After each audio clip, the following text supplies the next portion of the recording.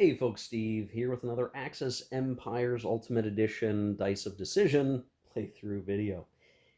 In this video, we are going to finish the setup for Dice of Decision and kind of talk about the strategic implications of everything that's occurred up to this point and kind of what we can even look to do.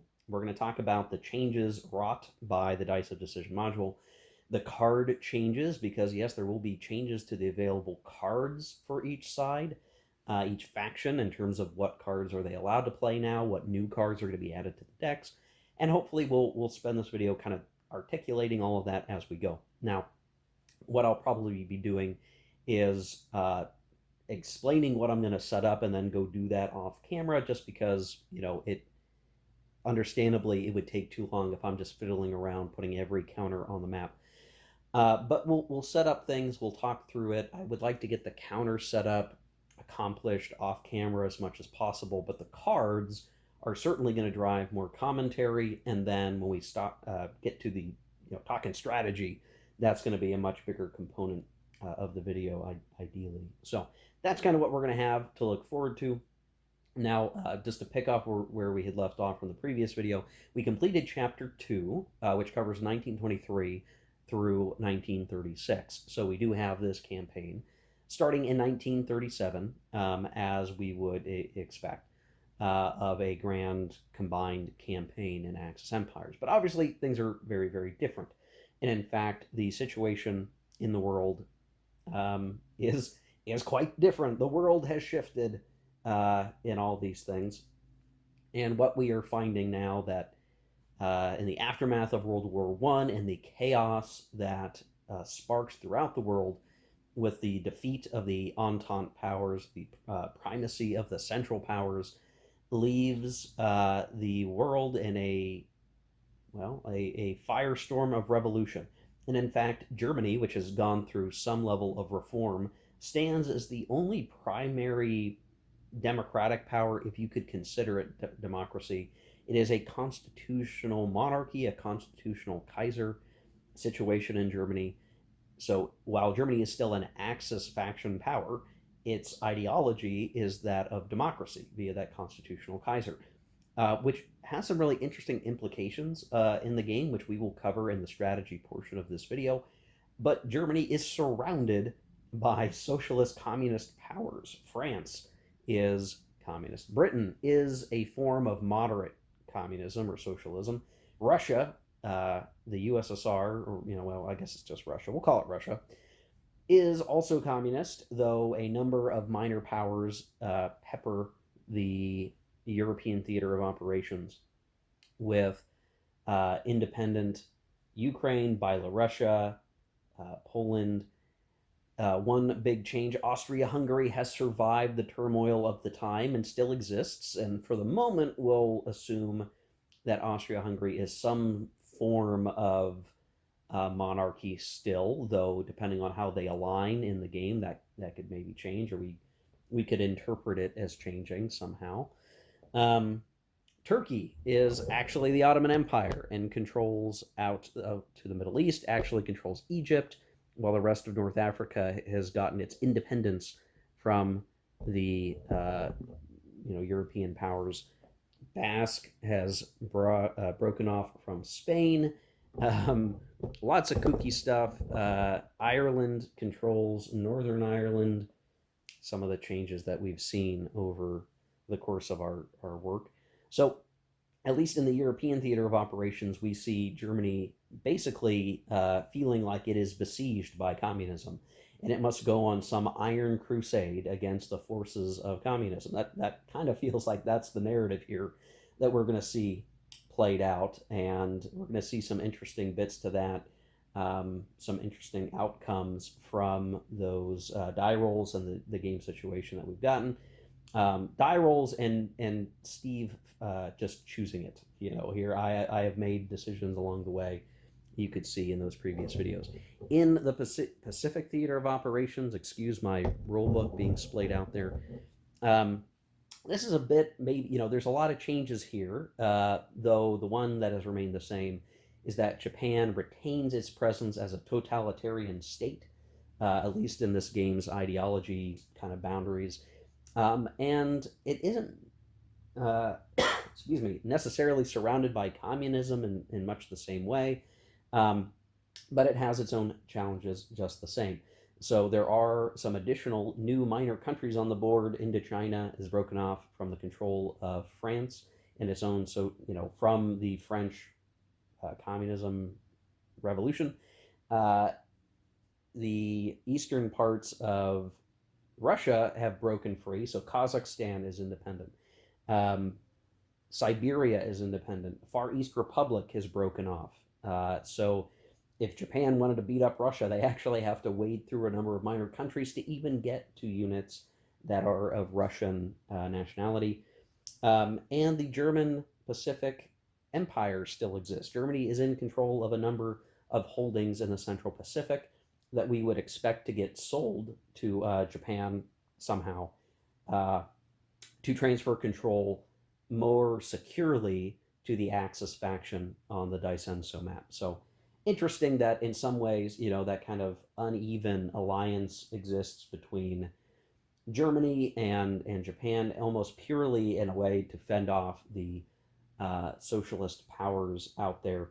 And of course, America, the United States, is also communist, in an unlikely series of events here, which you can kind of look at this as just some resistance to the tide here. Now, Britain has retained control of India and Australia, even in its moderate communist states. We did not see the complete eruption, uh, fragmentation of the British Empire, but things have been challenging all the same. So, interesting game state, the setup. We're going to start to execute here. We're going to follow the guidance in the book, but that's the intro. That's the dress setting right now. Italy is also communist, so just what's the overall narrative here? I think it's that Germany is going to cling it to its old allies in the Central Powers, Austria-Hungary and the Ottoman Empire, if they can. That's not guaranteed. Um, to ally with those nations, form a bulwark against the Red Tide, and go on a crusade to liberate Europe, perhaps, is the thinking here. Very, very different, bizarro world from the World War II that we're used to. So, yeah. All right, so let's start looking at the actual setup instructions. Now that we've done all the scenario setting needed for chapters 1 and 2, now it's just final setup and all that goodness.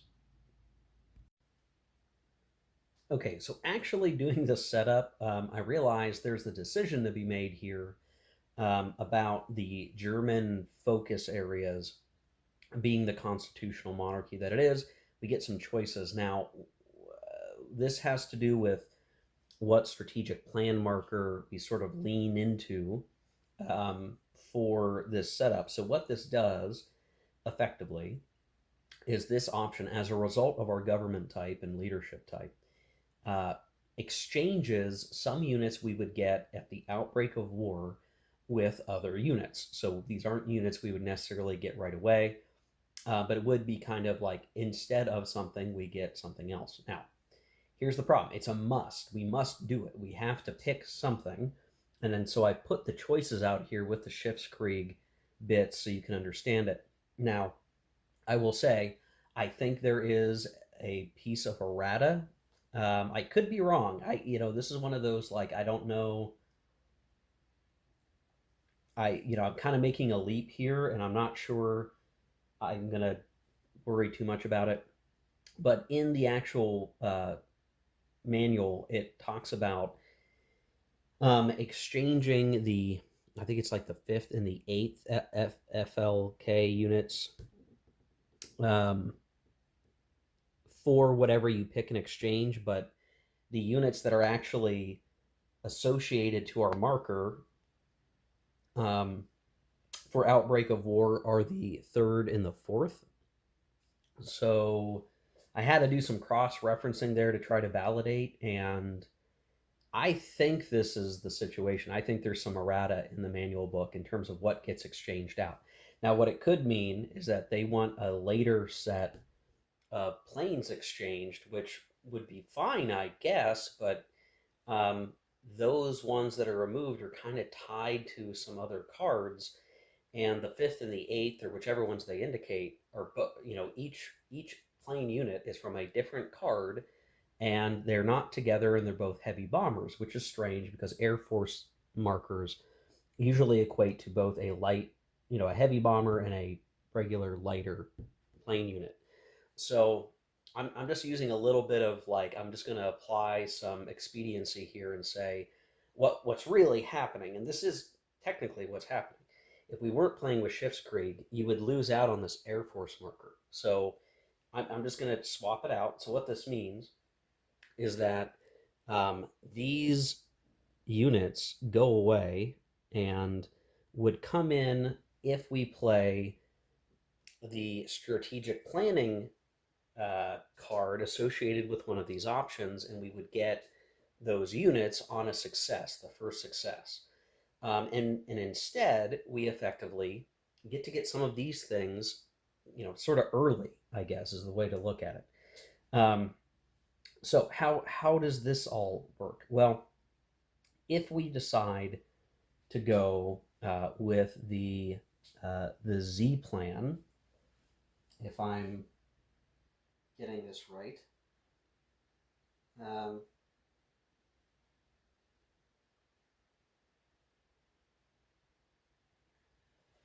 if we pick the Z plan, we get these cruisers in our construction pool. So we wouldn't get them right away, but they're basically additional cruisers. We're expanding the size or the size potential of the Kriegsmarine to a larger set. We would get this surface fleet marker at the outbreak of war. And this is kind of the really interesting thing, in my opinion.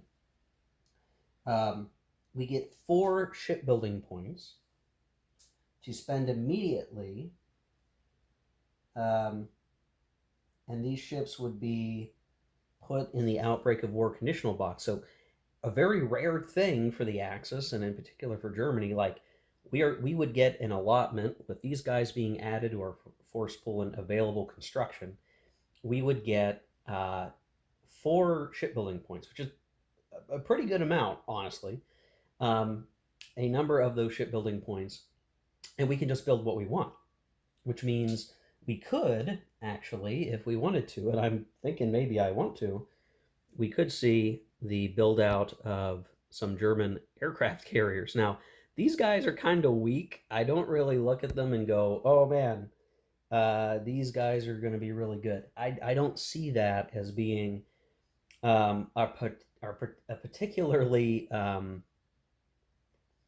particularly powerful build, and to invest that many shipbuilding points into the aircraft carriers maybe seems a bit silly. I don't know. It'd be one shipbuilding point per the ones we get. Alternatively, we could be building a lot of these cruisers. Now, we'd still have to build through to CA5, which is when this set built is available. So with the shipbuilding stuff in Schiffskrieg, you have to build them in order. There's a few ahead, but if we spent all of our shipbuilding points, we could build a lot of cruisers. My only concern is all of these, German fleet ships are very susceptible to air if we don't have some kind of air shield around them. Now, we could send planes, but again, if we're making an exchange of planes right now, we're losing planes. Um, can I offset the loss of our planes? That's really what worries me is we miss out on a whole air unit, which means in the early outbreak of war, we probably can't expect to have air superiority, depending on what other cards we play. We're going to be a little bit less than that, but in exchange, we could get more sea power, and I do like that. I think that would be very cool. Really build out the naval capabilities of the Germans, and then strategically, that would give us maybe some more oomph to try an invasion of Britain and do an imperial sea lion. So I like the idea of adding to the fleet because we still have the imperial navy marker here, which we're also going to use during setup here in this near term phase, and we get a lot of cool stuff for it. Actually, we get a number of battleships, so we don't really need to worry about buying too many of those. We get some good ones, and on top of that, we get some super improved, upgraded Scharnhorst and Gneisenau that are much more potent than their regular game version. They're much stronger, and we would get those on top of the ones we're already going to be getting. And so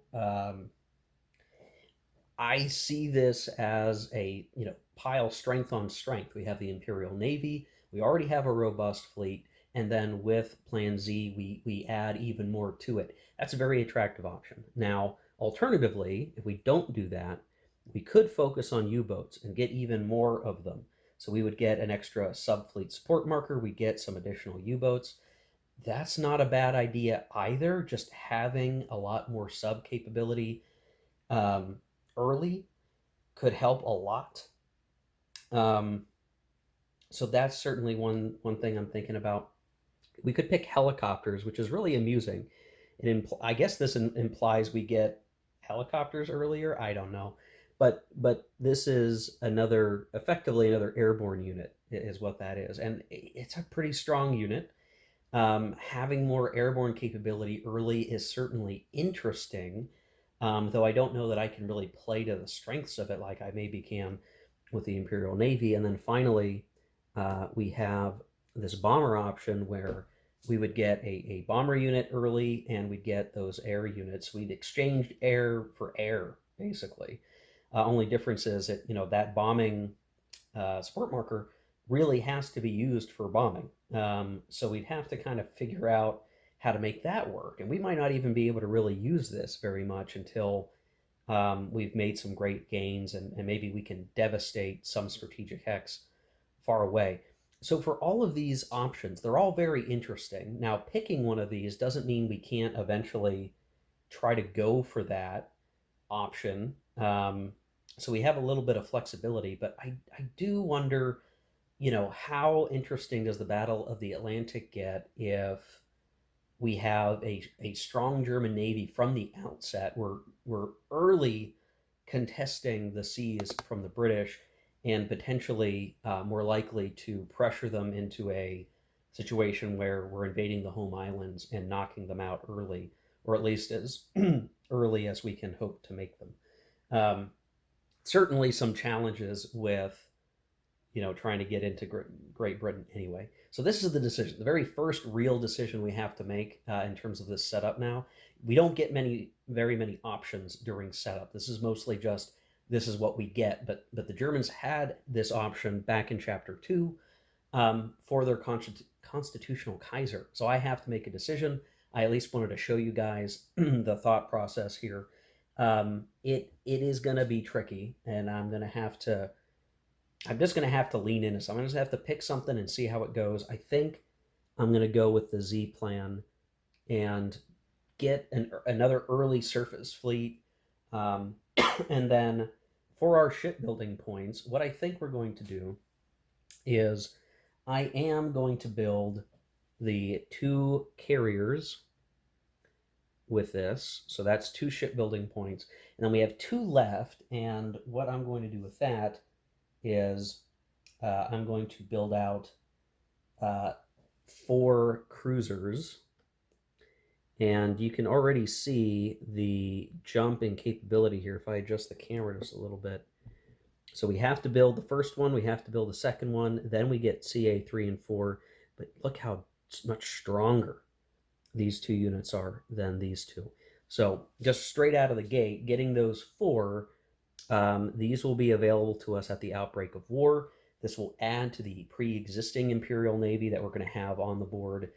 And we'll still have some depth here that if we get more shipbuilding points in the game naturally, we'll be able to start building those additional cruisers.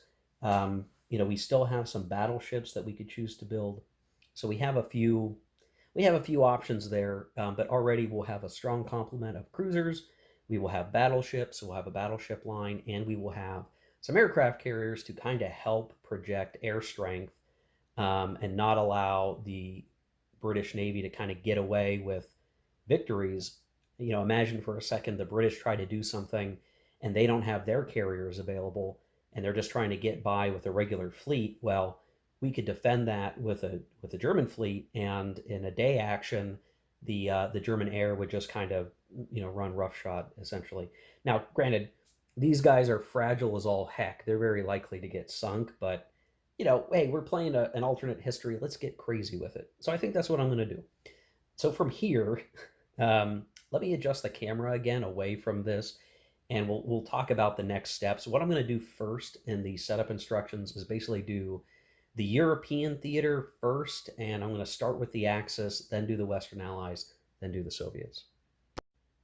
Okay, so just peeling back out here for a second, I'm going to have to process this along with everything else, but given I'm going to be playing around with the German stuff, I should at least explain what I'm going to do. So first of all, there's this final setup chart, player aid. I'm not going to let you focus on it too much because this is some of the stuff that isn't regularly available out in the public space, I don't think. Um, so it's surprisingly easy for Axis setup there because we are going to place 2 German corps in any hexes in Germany, and stick one in Berlin, stick one somewhere. It doesn't necessarily matter too much where. Um, but we'll get 2 corps. I mean, you're not going to be conquering anything with those 2 corps. And don't think we can do any sneaky stuff like try to pounce on that neutral minor unprepared France, because even being unprepared, France will still get a fairly large number of steps. So yeah, it's going to take some time before Germany is ready. So that's how things will start. We're going to put 32 corps, infantry corps, in their force pool. So still a sizable number. They're going to get their regular convoy and they're going to get their Axis beachhead. This is bare minimum stuff. Like, this is just the basic units that Germany can expect to start with. Then we're going to put in the outbreak of war box. Now, the setup chart notes doing the Air Force with the 2 designation, a subfleet of Type 7, the Fallschirmjägers, and then Axis minor country production +1. But remember that thing we just talked about, we're going to replace that Air Force with our designation, and in this case, it's going to be all the stuff related to the Z plan, not Plan Z, the Z plan, the expanded and double focused German fleet.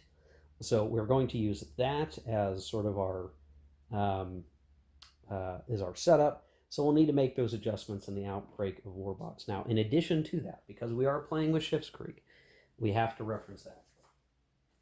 And the default here is going to be using the combined game 1937 setup. So while we are playing with Dice of Decision, these specific steps don't necessarily change. So there's sort of a default baked in assumption. Now, most of this, if you look at the Schiff's Creek stuff, it really comes down to like what's in the construction box. We'll set that up. And then what ships are already being built and when are they going to become available. I'll put that on the regular turn track, given when they come in, they just come in. So I'll put them, up here. I think that'll be easier for me to keep track of. And then it talks about like what, if I get the focus back, what stuff starts on the map. And so we'll see there's going to be a handful of ships. And again, because of the Imperial Navy marker that is still out here, right here. Sorry, guys, you didn't see that very well. I need to take that into account, and I need to make sure that I place those units. Now, I already mentioned we're going to get some extra battleships. We're going to get some extra stuff out of that. So just know that as you do setup, if you're trying this for the first time like I am, you'll just know like there's the setup chart, and then there's the Schiff's Krieg stuff. You still need to reference the 1937 combined game. But as you go to do, let's say, each power, right? I'm focused on the Axis faction right now for Germany. I'm going to look at Germany and I'm going to see what what counters are present. We had Imperial Navy.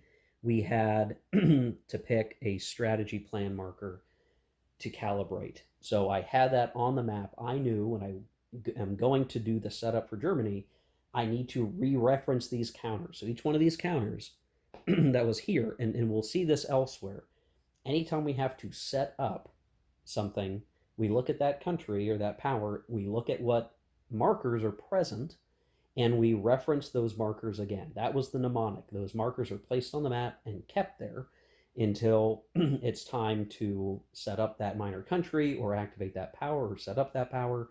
And then you use each marker to have you go look back in the book and say, like, okay, what does this add that changes the setup? So there's a default assumption calibrated and modified by the markers on the board. So we will do that.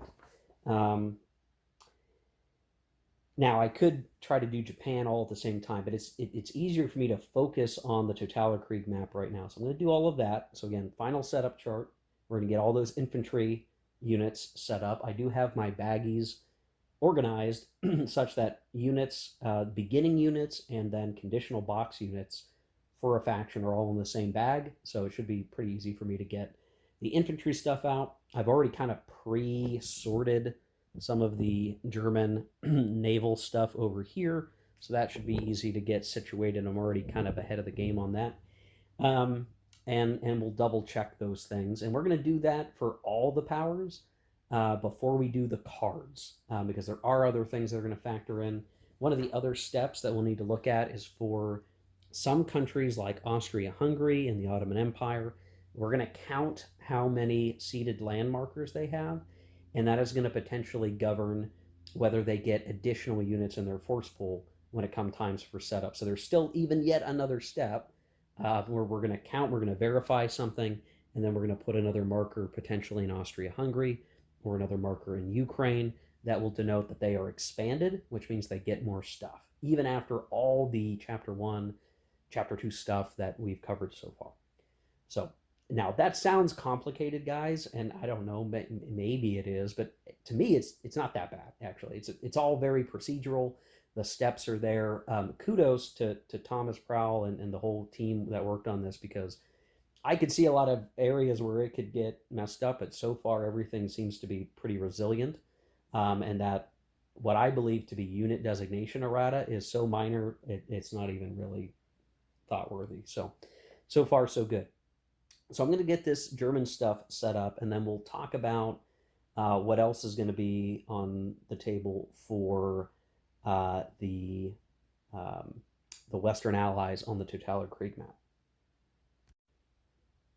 Okay, Germany is at last done, and that's it for final setup for Germany. We're all done. We have a core here. We're sitting on top of the constitutional Kaiser marker just so we can remember that we're a constitutional monarchy.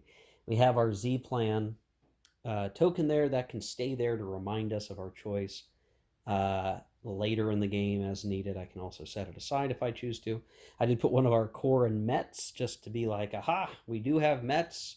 We will defend Germany against the just plain awful communists in France, I guess. I also put the air units that we start with, which are really there to help home defense. Here, we don't actually have an air support marker with us, and that's really the weakest part of our situation right now, is not having any air units. But our existing fleet, which is quite potent with battleships and cruisers, is and coastal defense ships, is sitting in Hamburg for the moment. So pretty straightforward stuff. Now in the force pool, we do have all those other infantry units way up there. Let's see if we can get that on camera a little bit better. And then we have our outbreak of war stuff way over there, and you can see that taller stack is the stack of naval units and markers that we'll get that had all originated with our shipbuilding points and the Z plan bits. So Germany's pretty much done. Now they're obviously going to be worried about rearmament and mobilizing, and that will happen with the cards once we get playing, but that was actually pretty straightforward. All except for that strategic plan stuff we had to work out, and I guess the Imperial Navy. You can imagine, though, if you're playing Dice of Decision and you end up with a more historical result, there might not be a whole lot for Germany to actually do here. It would be a very straight-up setup. Now, I'm going to move over. I'm going to continue on the Totaler side of things, just so we can talk, immediately to certain bits. Well, next is the Western faction setup. Now, there's commentary here for general units. There's French units and a whole bunch of stuff. There is some tagging involved here, notes. So anything with a superseding one number or a superscript is in the owning faction's force pool if this region is not a friendly dependent.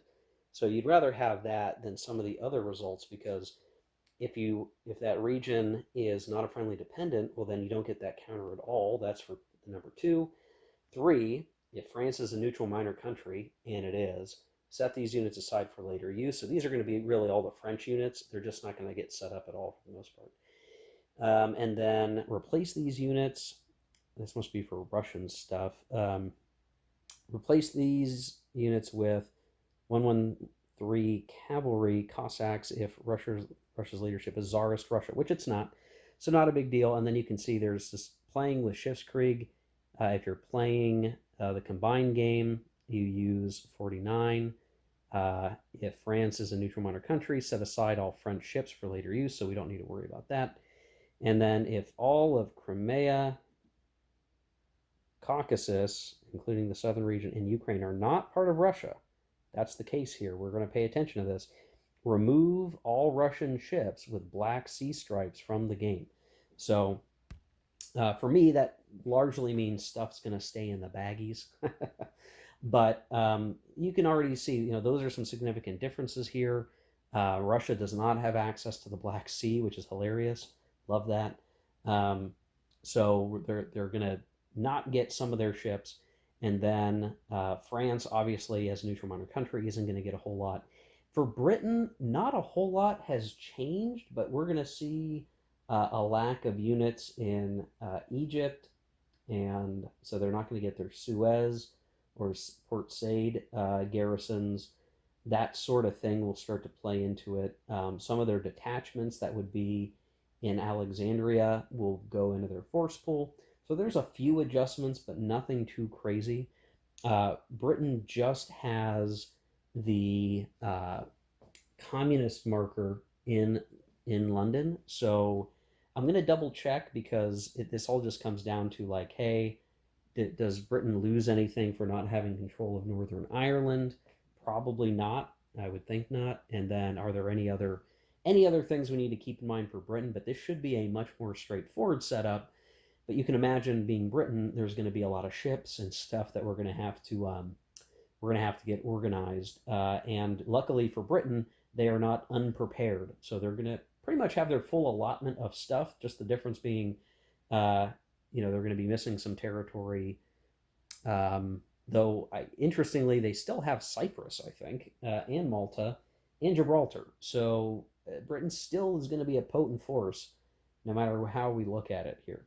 So let me go through and just set that up. We'll come back and I'll note any significant concerns or things that are going to matter once we finish setup there.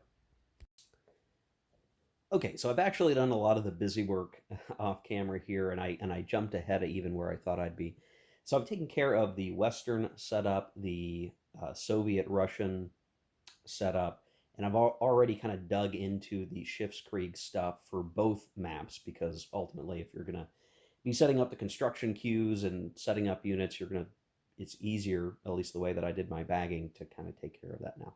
So, kind of an interesting thing, the British still control Cyprus, so they have a detachment marker. They still have Malta, so they have a garrison. They still have Gibraltar, which they have a fortress off here in Glareland. And I put some of their ships in Gibraltar, but the majority of their fleet is in Scapa Flow. Up there in the north, they have a little bit of defenses there in London, all kind of pre-mobilization. And really not that many changes, other than, we've lost out on some of our Egyptian units, and there's a question, we do not have a reserve fleet in Egypt because, well, Britain doesn't own Egypt. So instead, at least the way I'm trying to interpret this, I don't have a reserve fleet, and I can take those ships that would have been in Alexandria and put them elsewhere. So despite Germany having these sort of additional war assets for their navy, even in the, well, I guess, once the outbreak of war occurs, the momentum's going to shift. But it's not as though the Imperial German Navy is like, in any way, shape, or form, overpowering the British Navy. The British Navy is still very, very powerful, and they're going to get more ship builds over time, actually, quite a few. And so, despite all this, neat, success in World War One and all these additional Z plan things, any naval climactic clash will be very much like World War One, where yes, maybe the Germans can contest and perform well, but it's still going to be very hard to drive that home. So for the loss of an air unit, we may still not be getting enough stuff to make a big difference. But if the Germans maybe get lucky at some point and manage to beat back the British Navy, maybe that can shift over time. But as I'm setting up the Americans as well, which obviously on the Totaler all they have on the board are ships in the U.S. Canada box. Um, I am reminded, how many ships and units and everything that the Americans will end up having. And, there is no miracle here for the Axis. I mean, they are still going to end up fighting a tremendous number of units, even with some of the cards changing the reinforcement possibilities. It's just going to be a lot more, a lot of units to deal with. No matter what we do, it'll be a lot of units to deal with. So maybe not the coup one might hope for. Now, over on the Daisenso map, again, only setting up the Schiffskrieg stuff. And I haven't done Japan yet, so don't fret if you don't see a bunch of red here. Uh, there is a set of British cruisers that are in play, and we will potentially have to put a reserve marker in Singapore, which will force some battleships to be moved there. But at start, anyway, the British don't have very many ships, and I decided to stick them all in Singapore for the moment because, well, that just seems the best place for now, given there's not that much different going on the Daisenso map. That's what we're going to start with. We'll see what else happens. Of course, over the course of the game, it would be very easy for the British to move some of those ships to Australia if they really felt the need to. So I'm not super worried about that. Now, for the Russians, this is the very interesting thing. Given we don't own a lot of this territory, it's funny. It's like, okay, you get several steps, right? More starting steps than most powers. And I thought, okay, well, I'd want to stick them in strategic hexes and cities and this, that, and the other. Well, there's really not that many strategic hexes left for Russia to garrison. So we have some basic stuff here in Leningrad, Moscow. I've chosen Voronezh and Stalingrad and Astrakhan to be kind of some line of units so that we're not simply empty. But it'll be interesting to see like what can we get back. And as I look to the east, the other thing is, well, we don't really have any ports on the Daisenso map as Russia. Russia is basically just central Russia, two strategic hexes over there. So kind of puts the red striped naval units for Schiffskrieg in a weird spot. I'm trying to find out. The setup chart doesn't say to do it like it says for Totaler where if they don't control the Black Sea, which they don't have any holdings on the Black Sea, all the gray stripe units for the Soviets are basically out of the game. Now there are red stripe and blue stripe units, and without any ports and Daisenso, I'm sort of looking at it going like, well, I don't think Russia can build any of those red stripe units, so why include them at all? But the setup chart does not include a note to tell you to do that. So I've included them, but I cannot imagine the Soviet player is going to expect to build any of those red stripe units because honestly, they don't have any place to put them. They don't control Primory, they don't control Kamchatka, and those areas are where the ports would be that we would place these guys, and they're just not going to have that option. They're landlocked effectively on the Daisenso map. So at least over here again, Europe is basically done. Like we're ready to start playing in Europe almost. We've got to look at some of these minor powers that could be considered expanded or dominant, but that's another step in the setup process. So we're going to wait to do that. What I need to do is pop back over to the Daisenso world and do the True Blue Axis faction setup, the rest of the Western setup, because we're going to have things in India that still belongs to Britain, and all those things. I've got to set that up. So I have some Schiffskrieg stuff set up, but I've got to do the basic unit placement for all of those as well. Probably the biggest significant differences being, again, the uh, Soviets are going to miss out on a fair number of units, to be honest, and kind of everywhere else should be reasonably close to the same. The German Pacific stuff is going to be maybe one thing we'll have to watch out for.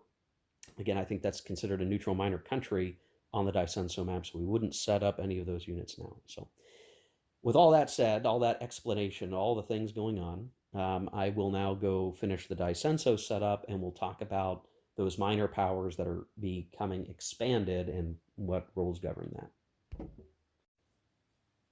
Okay, and so here we are with the Daisenso setup, and it's kind of interesting. I might choose to realign the setup in Manchukuo, just because now we're not up against Russia, we're up against the Far East Republic, and we could, I think, very likely put the hurt on them. So I may, as we get rolling with the game, switch some stuff around, but certainly we're going to have some advantages against Hope.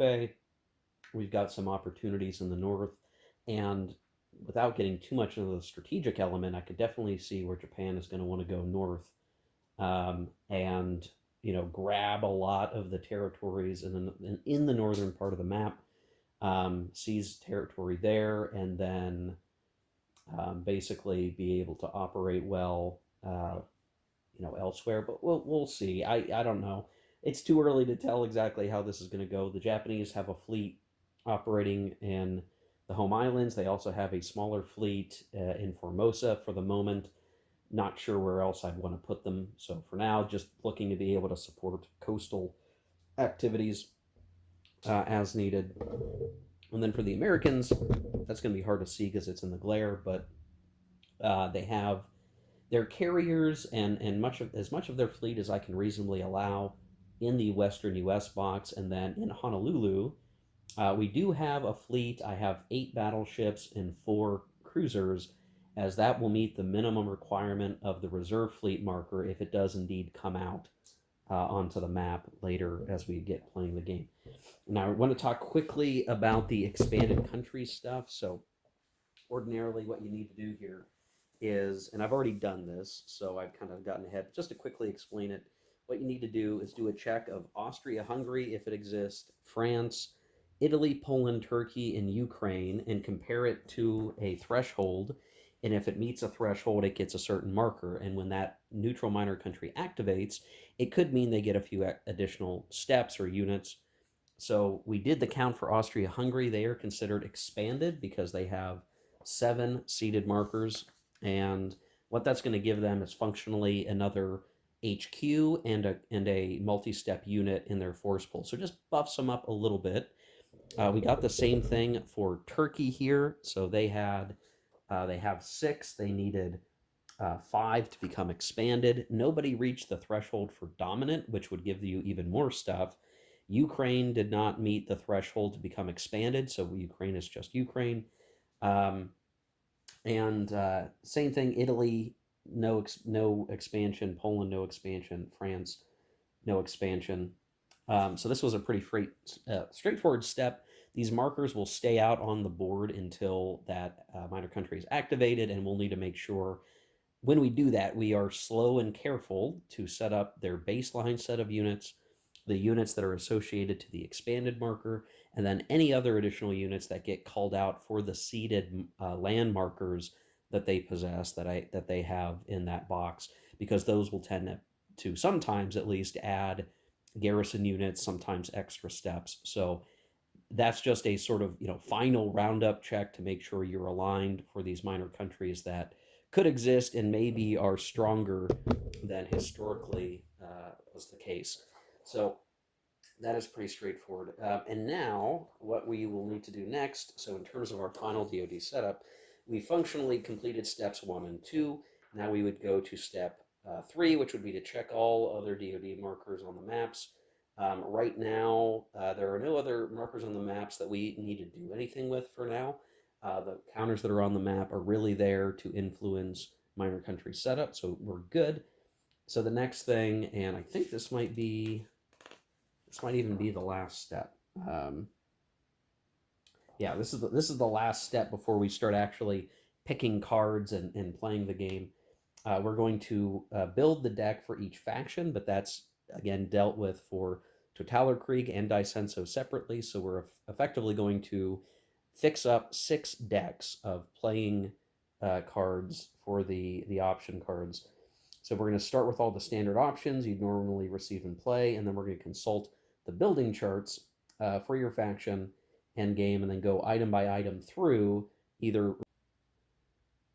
Sorry for a second there, guys. I had a strange recording error and had to fix that. So anyway, yes. So for the deck building, we're going to go through the guided sort of process to change up the cards. Now, I'm pretty certain, despite all the different events that have occurred on the map, everything in the checklist of the deck building chart, uh, it should reflect everything. So everything should be here. I shouldn't have to go rooting through the manual to validate the card selections. That kind of has been worked out onto the card, so you could see, like, here's the Axis Totalerkrieg one. You kind of go through each of these questions like an if-then statement. Boom, boom, boom, boom, boom. If that's the case, we're going to remove, add cards, we're going to replace cards. And this can actually have some pretty dramatic shifts because, one, obviously any cards associated to like demanding a certain territory, well, if you already have it, what will tend to happen is you will kind of shift outward a layer, geographically speaking, and have a card that kind of helps you demand or get the next area or focus on invading the next area. In some cases, that flavor change of like, hey, if I'm a communist USA, what does that mean? Well, you lose access to certain options. Now, you might have always had the flexibility to pick one of 2 options, but if you're communist, for instance, one of those options is going to go away and you will be stuck with one of those options. So these changes don't tend to be like world changing necessarily, and we managed to avoid some significant things like Lend-Lease being vetoed. That didn't happen. So there's going to be a lot of cards that won't change too much, but you'll start to see how things shift. Probably the biggest thing I expect to change here as we go through the process is the impact of France being communist and a neutral minor country, because a lot of the French-oriented Western Allied cards are going to have to shift because of that. So I think what I'll do is I'll start with the Totalerkrieg stuff first, and we'll start with the Axis, then we'll do the Western and the Soviets, and then we'll do the same for Dicenso, but I'll make sure to show each sort of step in process, and we can understand the impacts that all of our previous work in chapters 1 and 2 have led to for the deck construction. So yeah, let's begin with the Totalerkrieg Axis chart and process. First thing I should point out is that I tend to keep all the cards in a night-neat stack, even if we make card selection changes. So anything that we remove or will become non-game relevant, what I'll probably do is set the card down sideways like this, and then the actual playing deck will sit on top like that. Just because I don't have a desire to have like a separate stack on a separate table of these. I do want to keep everything reasonably together to work this stuff. All right, so let's just work our way down here for the chart. So for the axis, the first thing we're going to look and verify is if Austria is part of Germany and Yugoslavia is something. Okay, well, the very first case here, Austria is part of Germany, is not true. So we're going to ignore that, right? We know Austria is a component piece of Austria-Hungary, so no big deal. Next, if Austria-Hungary is a minor country, well, that is true. We're going to replace card 10, Demand Austria, with Totalerkrieg card 4, Ribbentrop Diplomacy. So what I'm going to do is find the relevant card here. So we're going to lose 10. So Demand Austria.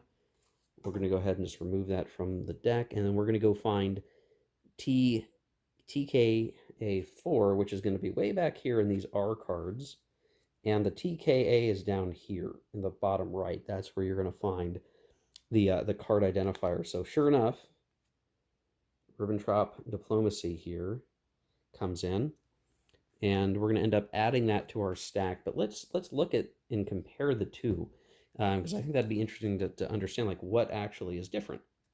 So while Demand Austria will generally reflect the Anschluss, right? Ribbentrop Diplomacy is a bit different. So this requires, one, this is the Ribbentrop Diplomacy is not a demand card, so we're not worried about that constraint. We still need military purges to have occurred, so that's something we're going to have to keep in mind strategically. If we look at the delay box, it's basically the same units, the same replacements come in, and instead of getting a potential country resists or ceded land, instead we're going to have neutrals pressured, or maybe no result, or supporting nationalists, or a guarantee. And I think, obviously for this is, I would want to look at this and say, hey, I would really like to use this card to try to influence Austria-Hungary to our side. And I'm not exactly sure. I'm going to have to look at the tables, like what results are most advantageous to get us that. But we're going to want that, and we'd want to play Ribbentrop Diplomacy in a season where we could get multiple attempts. We get a couple of successes here, and we get Austria-Hungary on our side, which would give us control of 2 strategic hexes that we would need control of, and basically a nice allotment of force power to rely upon. So something we'll want to think about or keep in mind there. But I will fit this card neatly into the deck now with that one complete. So nice, easy stuff. Let's keep going. Baltic states. If the Baltic states is part of Russia, okay, well that's not the case. The Baltic states are independent with a Western influence marker, I might add. So something we'll need to think about. If Bohemia is part of Germany, it's not. I believe Bohemia is part of Austria-Hungary. Well, yes, it's part of Czechoslovakia, and currently Czechoslovakia is part of Austria-Hungary. So we skip past that. Okay, Czechoslovakia is part of Austria-Hungary. Well, that is true. So we're going to replace Demand Czechoslovakia with Demand Bohemia. So that is a bit different. Now, we probably aren't going to want to try to do this, right? We'd rather ally with Austria-Hungary if we can. So if we're looking for, all right, so that's TKA7, Demand Bohemia. Let's again look at the difference of the cards. So ultimately, they're very similar, right? So we're used to, one to occupy the Sudetenland. Okay, we need at least 2 other Ribbentrop Diplomacy cards instead of just 1 for Demand Bohemia. And we'll have not been able to do 2 back-to-back demands. We get an armor unit, we get some steps, and the Czechoslovakia and Bohemia die roll, you can see Bohemia is much more likely to resist. So we would definitely be demanding Bohemia, I guess, if we really wanted to go to war with Austria-Hungary. We'd demand Bohemia. I don't see us doing that. But we're going to have to play the table that we get, so it could be our hand is forced, but I'm going to put that right in the right spot of the deck. All right, we're going to keep going here. Denmark is a German dependent. It is not a German dependent, so we're going to skip this, which means we'll probably have the Demand Denmark card in our deck, right? East Prussia is part of the Baltic states or Poland. Well, that's not true.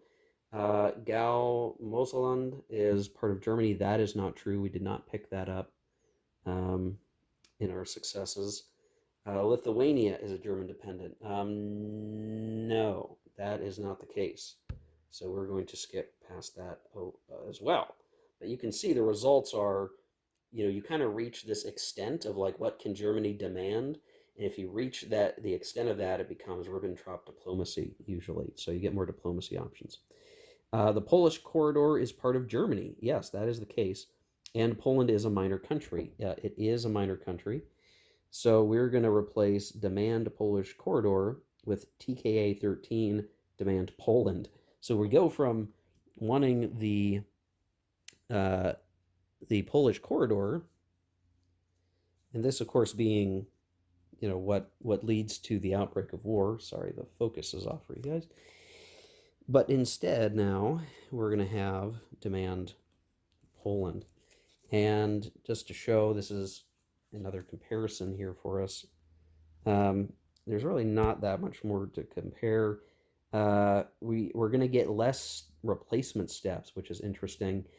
But you can see, because we're demanding the whole rest of Poland, uh, very high likelihood of country resists. So something we're going to have to watch out for. If we're going to try to push, we already have the corridor. So what more could we want, right? Well, this is one of those situations, perhaps better to try to align via diplomacy Poland than to invade it. But if we must do so, uh, we can do so while already controlling the Polish corridor. So that would mean we could be attacking Warsaw almost immediately and getting what we need there. So strategically, Poland is even weaker than a standard game. Okay, what's next? Um, Rhineland is a French dependent. That is not the case. So we move on. German leadership is communist. That is not the case. German leadership is constitutional Kaiser. Well, that is the case. So we have to do a few things here. We're going to replace a card with a card, and we're going to remove some cards. So this is actually a pretty significant change, and I'll talk about why here in just a second. So we're going to remove card 38, Wacht am Rhein, and we're going to replace it with the Kaiserschlacht, which is a very World War I term. But the Kaiser, Kaiser commands. We can compare these two.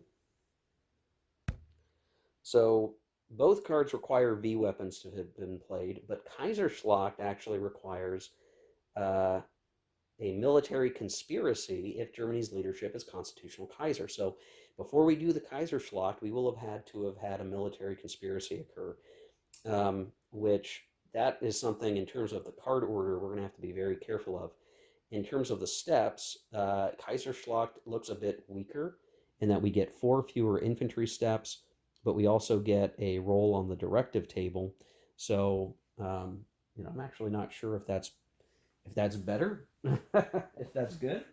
Um, Sorry for the focus, guys. There you go. Directive table. Well, there's a lot of things that could happen there. Generally, none of them are that good.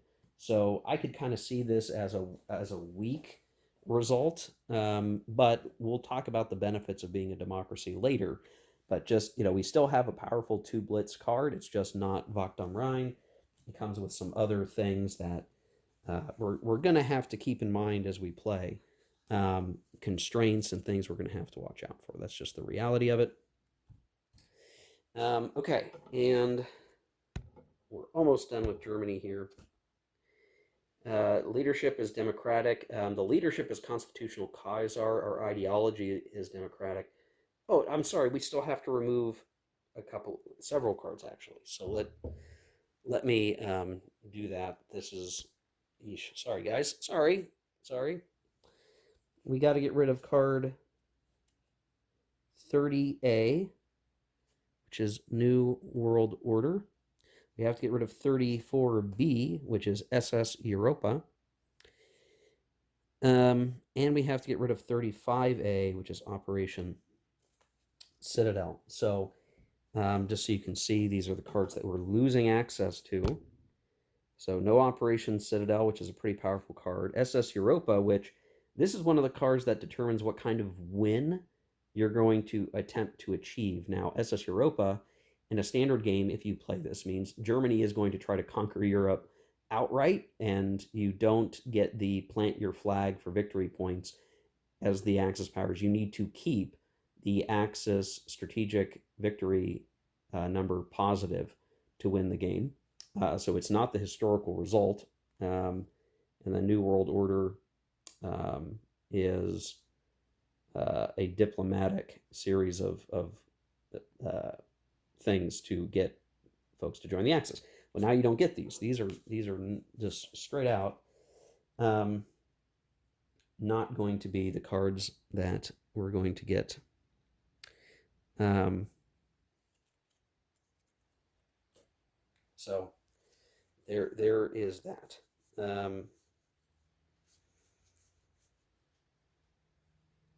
And let's see, what else do we have here?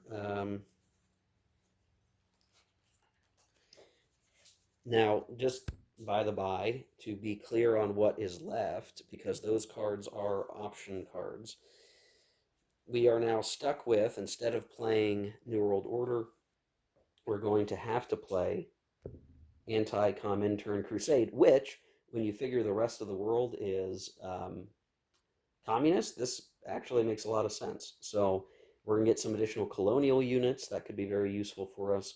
And we're going to get the Anti-Comintern Crusade marker in the delay box. I don't know what that is off the top of my head. I'll have to look at that later. If Russia's posture is war, each Axis minor country sharing a border with them or a dependent get a step. So this could actually be really powerful for us if we get some of these minor countries aligned with us, liberated to us, then we can get some additional steps. We could get several steps, so that's interesting. It's not, giving up New World Order for that. That's not so bad. And then we have Festung Europa, which is the card we're going to have to take out of the set of 34. And it's a blitz card. This is the default historical option where you get the victory point scale as high as you can, and then you plant your flag, and you'll get victory points in alignment against that, and it forces the allies to have to beat your victory point score to win. So we're just going to end up having to play this as constitutional monarchy Germany, and then finally we're going to have 35B instead of 35A, and this is Nation Rise Up, which still gives us some additional units, some additional steps, and um, still a good card for a total war where we commit to a defensive posture and improve our war economy to fight the war and to outlast the communist forces on the map. And with that being done, we are done. Oh, I'm sorry. There is actually one more. Geez Louise. And this is important. So if there is not a civil war country on the Totaler Krieg map, and there actually isn't. So normally during this time period, Spain would be in a civil war. Well, it's not. So there's no civil war. What do we get instead? Well, we're going to replace 17 through 21, which are the support nationalists supporting Spain in their civil war. We're going to replace them with TKA 15 through 19, which is diplomatic mission. So let's look at that for a second. So if we're losing 17 through 21,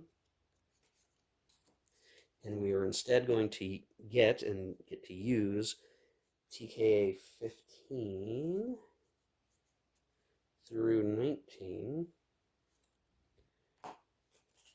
Let's see what the differences are. So here, for support nationalists, so what these cards look like, they're pretty straightforward. It's just like, hey, you're targeting, you're going to roll in the Civil War table basically, and hope to get results that are beneficial to you. We're not going to have that any longer, and instead, we're going to have these diplomatic mission cards, but they are geared towards different regions of the map. So you can see there's one for the Balkans, there's one for Central area, Middle East, Northern, and Ostland. And for each of these, you can see, depending on what we roll, we're either going to get on the conference table or we're going to get some diplomatic successes. And this will be really good for Germany because in this scenario, we are dealing with a fair number of minor countries that are out there that might not otherwise be there, that are going to make it really important to pick up, because this plays a bit into our ideology as a democracy to liberate Europe functionally. Um, so that's kind of the, the situation that we're in. So now that I've kind of finalized that, I'm going to set my other cards down. I don't need all these, so I'm just going to set them down. And we've completed our Axis deck. So cards 1 out to 49 with the replacements that we have in, and we'll be able to start picking a card. And but even at this level, common cards like the Goring Works Established, Armament, all these cards, all these early cards, there's still going to be some standard plays that aren't going to be too terribly different from a classic non-DoD game. Okay, that was a lot of talking. Axis is done. Let's start talking about the allies, the Western allies, which we'll see a lot of shifting.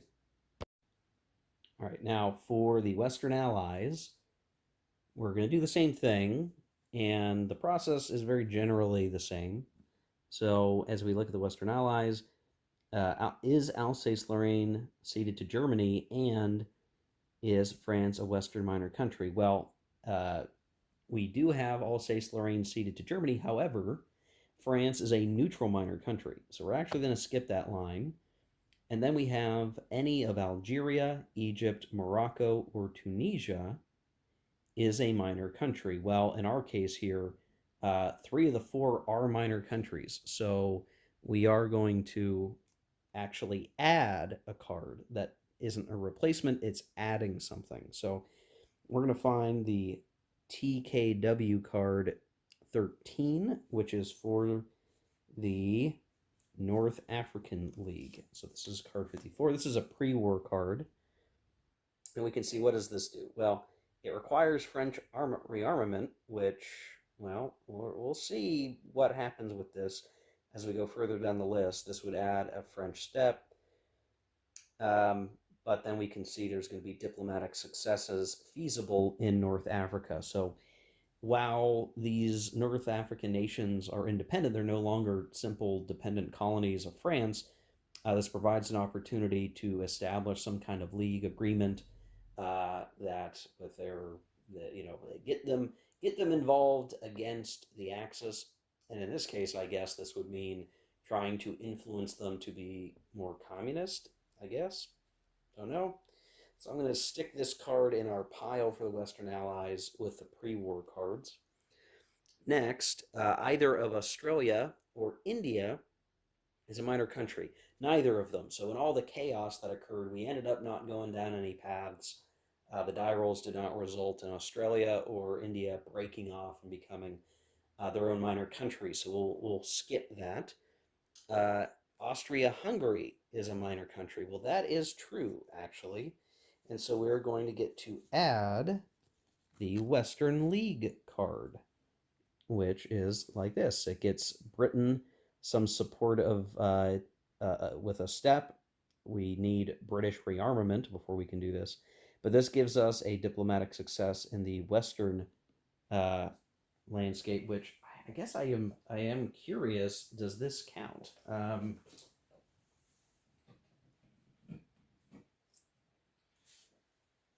If I check our regions here, this is the DoD area tables. Western, interestingly enough, this is maybe, I guess, if I so this card, if Austria-Hungary exists, then there's a desire for Britain to establish a Western League against the Central Powers, we might say. Um, so we're also going to add that card to the pre-war cards for the Western Allies. That's a card addition, so we haven't actually removed or replaced anything for the Western Allies so far. Okay, next. France is aggressive. That did not come up. We do not have a French aggression marker on the map. France is not aggressive. So we skip the next one on the list down here. France is dominant. That is not the case. France is expanded. That is not the case. Now we get to the big one. France is a neutral minor country. That is true. So we need to replace change of governments, French rearmament, French mobilization, 7A Western guarantees, and 7B Franco-Russian Entente with a series of cards. So just to see what we're losing out on, these are all the primary sort of French oriented cards in the Western Allied deck. So change of governments, that gets French steps on the board. This gets France working towards rearmament. This gets more steps on the board. They're going to miss out on that. They're going to have these Western guarantees and Russian Entente. This is the alignment that allows France to be in the same policy as either Britain or Russia. And these cards are going to not be available. Now, there's going to be alternates that we're gonna add in. So let's take care of that. So we're gonna have a TKW version of change of government, and we are gonna have continuing rearmament and initial mobilization and British guarantee. So these are the cards that we are going to have instead, effectively.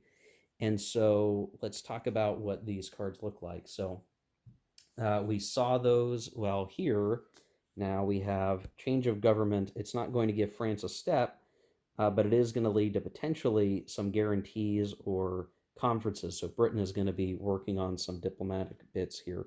We have continuing rearmament, which is going to give more support to Britain as steps go. Initial mobilization, more for Britain and British guarantees.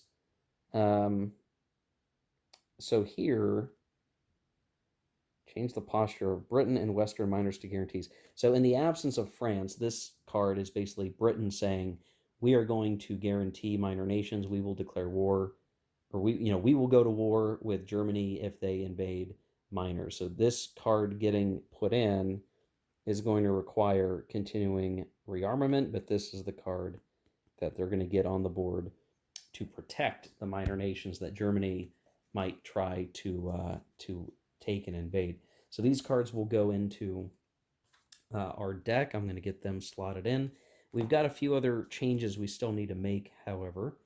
So as I get these guys, I guess I should take out French military reforms, but so that's probably another one we would expect to. Oh, okay, those are going to be removed. Never mind. All right, we're okay. We are good, guys. We're in great shape.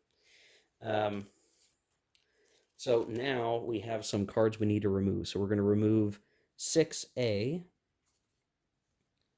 We're going to remove 6B. We're going to remove the Gamlin line constructed, which is 27A. And 27B, which is French military expanded. And then if France is communist, so this is sort of a sub, you can see this whole section here is got some verbiage, though you can't read it due to the focus. If France is communist, that is true. Remove 26, which is French colonial mobilization as well. And then we're going to add the Western League card if we hadn't already done so. But since we had already done that, there's no change because it's already in the deck. So we have that already in place. I guess there's a case there where if Austria-Hungary didn't exist, but France was still in that state, we would get the Western League card. So let's talk about the things that we're losing. There is no Maginot Line. So these Maginot Line fortresses never going to enter. France is not going to get these replacements. The military reforms, these are not going to occur. This would add more fortresses and units. They're not going to have that option. Normally, you choose between the two. There's not even going to be that. We're not going to have French colonial support. Well, they don't have any colonies anyway, so that's fine. Uh, the Gamlin line is not going to be constructed. This is a different fortification structure, adding more fortress lines. Well, those are not going to come in, and we're not going to see an expanded French military. So those are just straight out removed from the deck for the Western Allies. And we'll keep moving here. So we are done dealing with France as a neutral minor country, but that Western League card is going to be important because Britain will want to get diplomatic influence in France and pull France in. Even though France may be weakened at this point, we still want to pull them or the Italians into a Western League to oppose the Central Powers if Germany manages to get the Central Powers back together again. So we check if the Lend-Lease veto marker is in a U.S. off-map box. That is not the case. So the Allies can't expect to get Lend-Lease. New Zealand is a minor country. That is not the case. And then we have the British leadership is Communist Britain. That is the case. So we are going to do a couple of things. First of all, we're going to remove Operation Jupiter, which is a alternative to Lend-Lease to Britain. And this is the flavor text of Operation Jupiter is an invasion. Oh, come on. There we go. Oh, no, I lost the focus. Come on now. Britain considers invading Norway. So we can see there's a number of things there to get them going. Well, this is no longer an option at all. So we remove Operation Jupiter. And then we are going to replace Churchill Diplomacy, which is card 14, which is a pre-war card that does provide roles on the conference table. We're going to replace Churchill Diplomacy with TKW 8, which is Comintern, which is really amusing. So instead of the Churchill Diplomacy, we have Comintern. What does that even do? Well, we're going to select one area, table, roll a die, and if it's a neutral minor country, we can either apply influence or roll in diplomatic incident, and the British get a step. So really about coordinating allies. They are certainly going to want to use this to pull Britain, or I'm sorry, France or Italy probably into the fold. Or, well, actually, the problem is the Soviets have influence in France and Italy, so they're going to have to figure something else out. But that's still going to be useful one way or another. Okay, so Churchill diplomacy is out. And then we're done with that, and we get to what is the last check we need to make, because the British leadership is not fascist, the US leadership is not fascist, but the US leadership is communist. So we are going to remove a card. We are going to remove the arsenal of democracy. So we actually lose this. Now, the flavor text helps us understand the impact. US military chooses fewer ground forces and more strategic warfare assets. So you can see we get a variety of things. Well, the alternative is US Victory Program. And when you look at the difference here, the US Victory Program will tend to have fewer support markers, but more steps and more armor on the map. So you could maybe see this, I guess, as like a doctrine change where we're going to focus more on ground forces, maybe more like a Soviet style army mass of infantry and mechanized forces rather than air power and sea power and everything else. So that for us means, as the Allies, if we were going to go and play Arsenal Democracy or the US Victory Program, we're going to have to play the US Victory Program because the Arsenal Democracy is simply not an option. So you can see that this is ultimately a doctrine change. So being communist is the U.S. Not a big change of a lot of things, but it does mean a doctrine change, and we get some flexibility removed. And that's it. That is now the Western Ally deck ready to rock and roll. I'm gonna set some other cards down that are going to be out of the deck, and from cards 1 to 48, we have our Western Allied deck. We're ready to go. And we're ready to move on to the Soviets, which have a pretty substantial deck themselves. And we're going to need to figure out their bit as well. They're going to have some oddities and some changes for sure due to their very much reduced state. Okay, so we're going to move on to the Russian Totaler Creek deck. I realize that I'm going kind of slow through this, but I can pick up the pace. Otherwise, this video is going to be just way, way, way too long.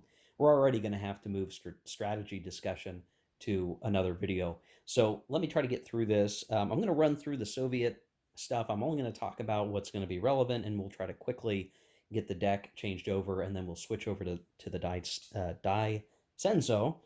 So let's see. The first thing that matters here, Byelorusia is a minor country. So we're going to replace 8A, which is demand the Baltic states, with, and 8B, which is negotiation with the Baltic states, and replace it with the demand equivalents for Byelorusia. So demand Byelorusia and negotiations with Byelorusia, which you can imagine will do the same thing we would expect to see with demand cards. Now, I will say that Byelorusia is very likely to simply give in to the Russians, so we'll see probably Byelorusia get absorbed if these cards get played, but so it goes. All right. Caucasus is a minor country. That is true, and the southern region is not part of Russia, which now means we're going to replace demand the Turkish frontier. We're not going to be able to do that with demand the southern region. So this is to get things back with the Caucasus. We're also going to add TKS 17 Auslan pack, which see if I can get that card here. TK 17. What does Auslan pack do? Well, it does require political purges or collective security, but it's going to provide diplomatic success in Eastern Europe, basically. So we get to add that. In to our pre-war cards. So that's an addition. It's going to be interesting because the demand card for the southern region is really not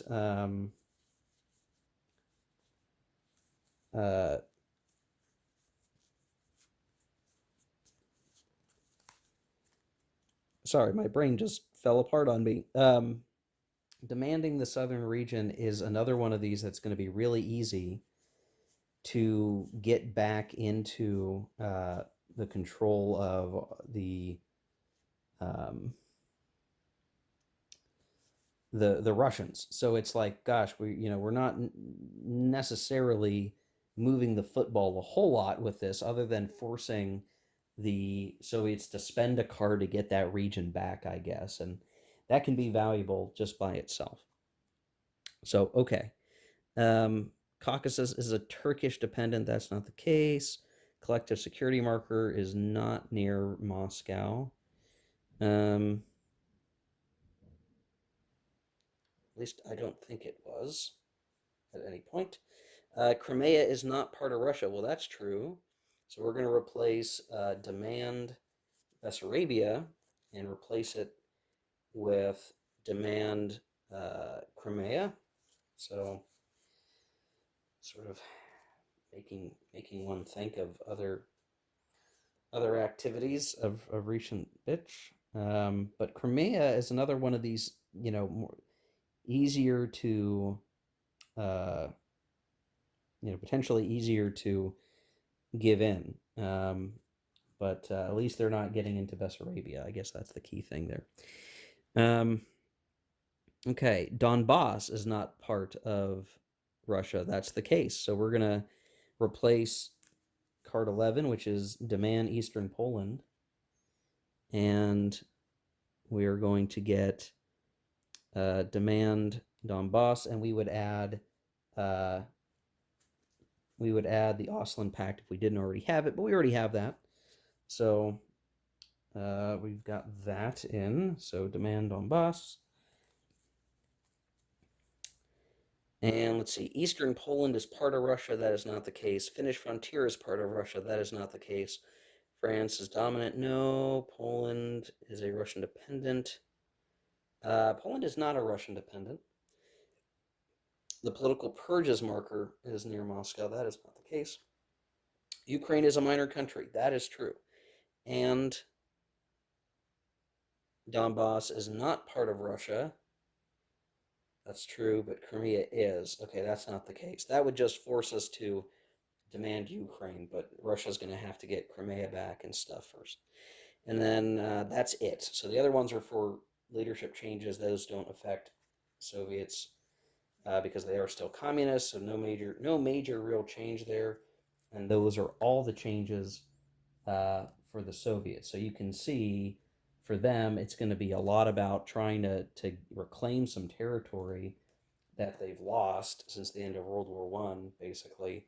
And the rest of their cards should mostly fit into uh, a decent thing here. Um, there's a few other cards that I do wonder. I'm like, well, I don't know that we could or would play the Franco-Russian Entente because we France really isn't in good shape to get that. But that would have maybe made this just too laborious to capture. So that is it. So we're going to switch over now to the Daisenso deck. Totalerkrieg is basically ready to go for us. Okay, so now we're going to try to finish up this video by looking at the Daisenso card changes. We're going to start with the Axis, as we've done. And what changed? Well, and keep in mind, we've seen probably a lot less change with Daisenso, with all of the craziness of Dice of Decision, but there are some pertinent changes that we'll need to watch out for. So the German Pacific Empire is a minor country, so we're going to remove the standard tripartite pact card. Um, and this will do things like give them Indochina and other bits here, and cause Allied collapse. That's actually not a bad card. Um, so we're giving that up. What are we getting instead? Well, we're getting uh, the Japanese purchase card,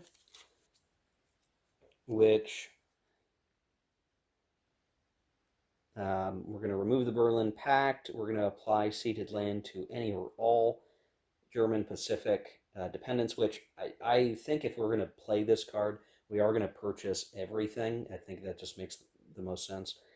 And if an Axis demand card has been played or pre-war is not in effect, you get a step out of it. So, again, we talked about this before, like what's the real benefits of this right now? Well, what this does for us is um, it gives us Rabaul and adjacency to Port Moresby from the get-go. The Japanese just need to kind of move in and get established there, and then they can, like I said, just get into Port Moresby pretty quickly. They're not going to have to worry about getting into Rabaul or invading over here and marching their way over. They can get units set up, having purchased Papua from Germany. So and they've got Rabaul just without even fighting for it, and that will be a very significant shift, I think. Jehol is part of Hope. I guess I'm not sure what region is considered Jehol, um, but I don't think that it is, so I don't think that applies. Jiangsu is a Soviet minor country. I do not believe that to be the case. I think Jiangsu is a minor Western power, Western Allied minor, I believe. Manchukuo is a minor country. No. The Mongol frontier is part of Russia, and Jehol is not part of Hope. No. Japanese leadership is communist? No. Constitutional emperor? No. No, no, no, no, no. So, other than that slight change with the German Pacific stuff, and even that's not particularly, um, very, very interesting or different. Um, the axis is done. So we are done with Japan's deck. That was really easy and simple. Not that many changes, but remember and think of it. We didn't see as much change for Japan's sake anyway. There's certainly other stuff going on, but it's going to affect the other powers more. So jumping right to that, Western allies. Australia is not a minor country, so we don't care. India is still a member state of the Commonwealth, so I don't think it's considered a subjugated dependent. India is not a minor country. We don't have Lend-Lease veto. New Zealand is not a minor country.